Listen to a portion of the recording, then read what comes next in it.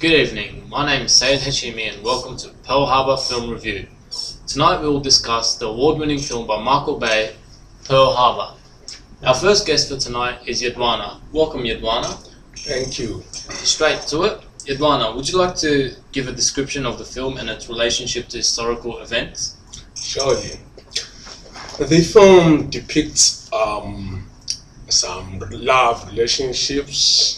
Anyway, that's not the major part of the film. But since relationships or love is part of the social life, so is war is part of the social life, That's why probably it's part of it. The most important aspect of this film is the intelligence, how American intelligence and Japanese intelligence work out the information that they get from bits and pieces of, breaking into each other's code, and at the same time bits of information they are getting through telephone calls and some other ways of information gathering. America, on one hand, they get the information, they decide not to act on it decisively and fast enough. On the part of the information that they get that the information that Japanese crews left Japan and to an unknown destination. They try to follow the map, of course, and at some point the Japanese seem to have vanished, but they gather bits and pieces of information. On the other hand, the Japanese gather information through quite a number of sources, of course, and then they use that information to locate Pearl Harbor first, and secondly, they use that information to build up, a force that is going to attack or was going to attack Pearl Harbor. And then the third aspect of it is the leadership.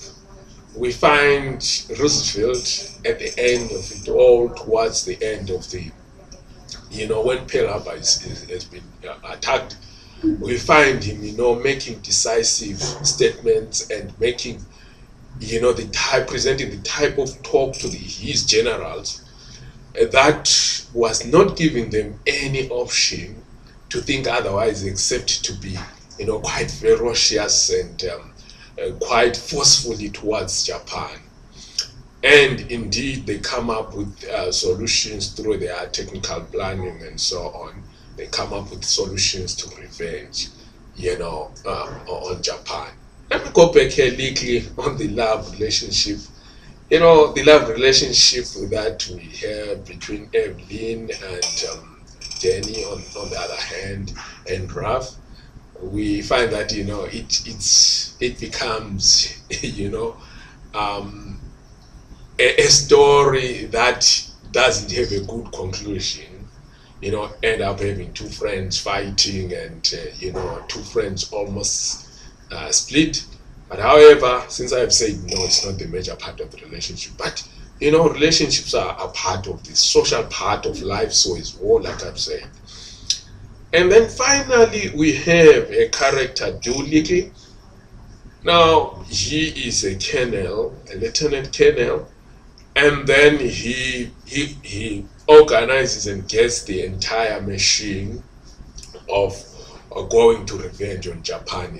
And with him in disguise and General MacArthur with the Navy, they go and revenge on Japan. Briefly, that's what the film is all about.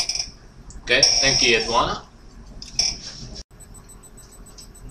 Our second guest for tonight is Lee. Welcome, Lee. Hi. Great to have you.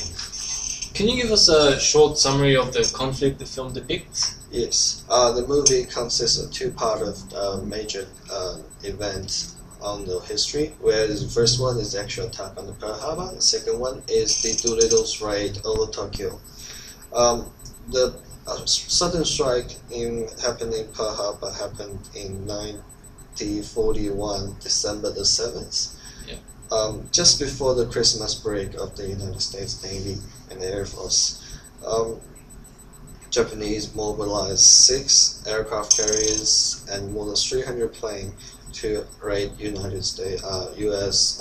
Pearl Harbor base in 3 waves.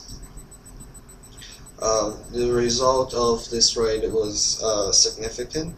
There's 8 battleships, 3 heavy cruisers, and 3 destroyed, and 188 aircraft got destroyed during the raid, and there are more than 2,400 people killed and 1,200 people injured. However, both of the 3 aircraft carriers were luckily outside the Pearl Harbor, therefore not damaged. Well, the Japanese had such a little loss, where there's 65 people got killed during the raid and 29 aircraft. The raid caused the Pacific Fleet of the United States immobilized, and making them really hard to fight the first stage of war against Japan when the Roosevelt actually declared the war. After the raid, the United States government responded by declaring the war on Japan, and which leads to the following bombing event of the Doolittle's raid. Doolittle's raid is a result of a revenge mission over the Japanese Pearl Harbor bombing, and 16 land-based medium-sized aircraft bombers was launched by the USS Hornet aircraft carriers. This is never been done before, and it's considered to be very dangerous. Each bomber carries only 4 500-pound bombs, and extra time, extra gasoline. The plan was actually launched from the bomber, and after bombing the Tokyo, they have to fly over to China, and to fly to China and join the fight over there. However, the patrol ship discovered the United States aircraft earlier than they expected. As a result, they have to launch before they planned it. It results 15 out of 16 aircraft was crashed or captured by Soviet Union after they crashed, and the damage for the Japanese was minimal. There's only 50 dead and 400 people got injured. However, the psychological side of this operation was significant. It shows the United States has the capability of bombing the mainland of Japan, and it creates much fear and concerns of Japanese country. Yeah. Thank you very much, Lee.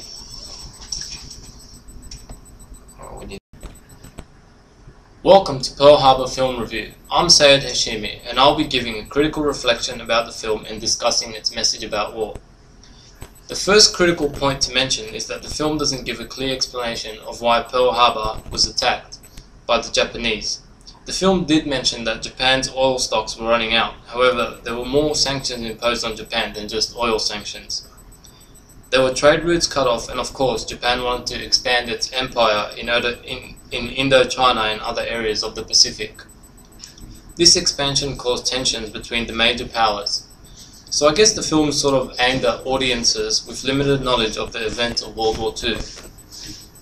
Therefore, the film can be used as a propaganda to display American heroism and power.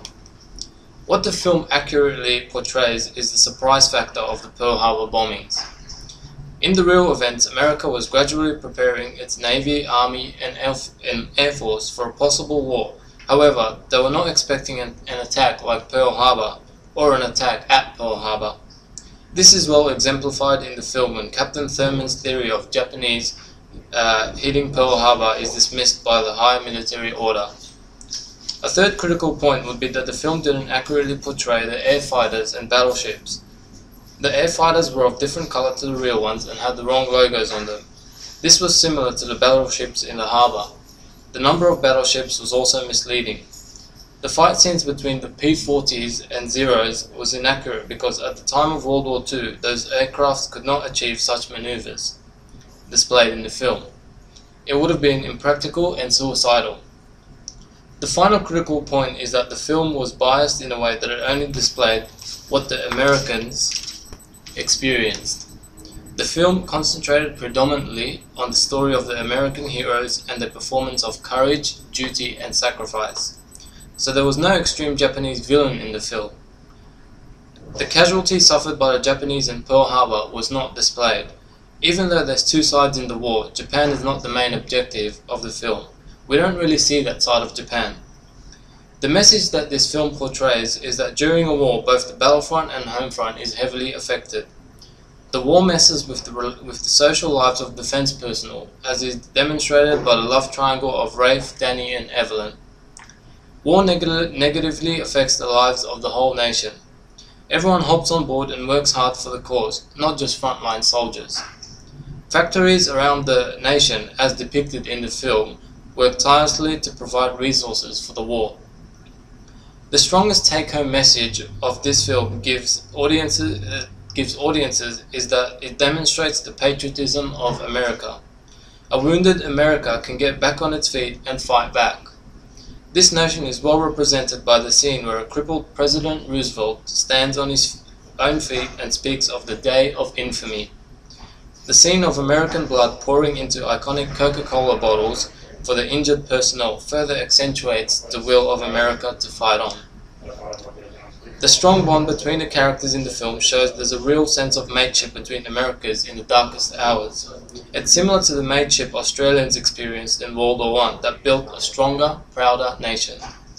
According to Toby Miller, Professor of Cinema Studies at New York University, this film allows Americans to feel good about their foreign policy since World War II. Since then, America has waged many unethical and immoral wars around the world, such as the Iraq War. Therefore, this film supports a strong argument for why America needs to fight the enemy in their own grounds, rather than on American shores. A final point to think of is that this film exhibited a metaphor of friendship. There was friendship and diplomacy between the two nations in the boardroom. However, tensions were mounting outside the boardroom. In the real events, Japan and USA were having diplomatic and peacekeeping talks in Washington. However, behind these talks, the Japanese were preparing to attack Pearl Harbor. That's all, thank you. Our final guest on the program tonight is Jamie. Welcome, Jamie. Thanks, how are you? Good, thank you. How are you? Very well. Okay, well, let's get to it. So the companion reading accompanying this film was the first chapter of Emily Rosenthorp's 2003 book, A Date Which Will Live. What was this reading about and how did it influence your viewing of the film? Okay, well, my viewing of Michael Bay's 2001 film Pearl Harbor was greatly influenced by Emily Rosenberg's first chapter of her 2003 book, A Date Which Will Live. This reading examines how the events of Pearl Harbor and the popular representations of these events have shaped popular views of its history. She employs an infamy framework which directly refers to Roosevelt's rhetoric and alludes to Japan's infamous treachery and unprovoked dastardly attack, which had formed the basis for cultural remembering of representations of the surprise attack. Moreover, she links with the US view of Pearl Harbor with the theme of a masculine America taking on a feminized foreign power, by likening it to Custer's last stand and the siege of the Alamo. This nationalist belief was incited by Roosevelt's words: "No matter how long it may take us to overcome this premeditated invasion, the American people are righteous and will win absolute victory." This ideology is mirrored by Lieutenant Colonel Doolittle's line in the 2001 film, when he is talking to Rafe and Danny, the main protagonists in the film, about the reasoning behind the revenge attack with Doolittle's raid, which occurred on the 18th of April 1942, where 16 B-25s launched off an aircraft carrier, bombed strategic targets in Tokyo and landed in China. He states, "Victory belongs to those who believe in it the most and believe it the longest." Rosenberg elucidates many themes which are portrayed in the film Pearl Harbor. She describes how in cinematic representations of the events, the typical soldiers at Pearl Harbor were carefully drawn to represent the class and ethnic differences, what the war had previously rendered unimportant. While she is referring to American films, which were made during the period, including Wake Island, made in 1942, Air Force, made in 43, and 30 Seconds Over Tokyo, made in 44, this idea also heavily features in Michael Bay's 2001 representation, where the African-American chef, Petty Officer Doris Miller on the USS Arizona, who had never fired a gun in the line of military duty, heroically takes control of an anti-aircraft gun, sinking a ship on the sinking ship, and proceeds to shoot down a Japanese Zero. A metaphor that Rosenberg draws from previous representations of Pearl Harbor attack is that of the American military, naval, and air forces being asleep. This, in many ways, depicts the Americans as being innocent, naive, and appallingly ignorant of a dangerous world. Bay extends this metaphor visually by showing shots of the US soldiers sleeping aboard the ships, while Rafe and Danny sleeping in their car. The film then quickly cuts to scenes of Japanese bombers, stressing the severity of the imminent attack. The theme of American ignorance is also shown when Lieutenant Goose Wood is busy using military equipment to create a revolutionary surfboard fin, while the Japanese are designing fins to attach to the end of bombs so that they can go underwater and reach their targets. Admiral Izokoru Yamamoto, the coordinator of the Japanese attack, is quoted by both Rosenberg and in the film, when he states that Japan has awakened a sleeping giant, and that fills him with a terrible resolve. Thus, this patriotic film draws on ideas of challenge, sacrifice, and triumph, which helped make Pearl Harbor, as Rosenberg states, a powerful metaphor for international vigilance, the need for a large military establishment, and the idea of standing tough and unified against forces that threaten the American nation, while condemning military and political isolationism and ignorance. Thank you. Thank you, Jamie. Well, that concludes our program for tonight. Hope you go out there and watch the film. Bye!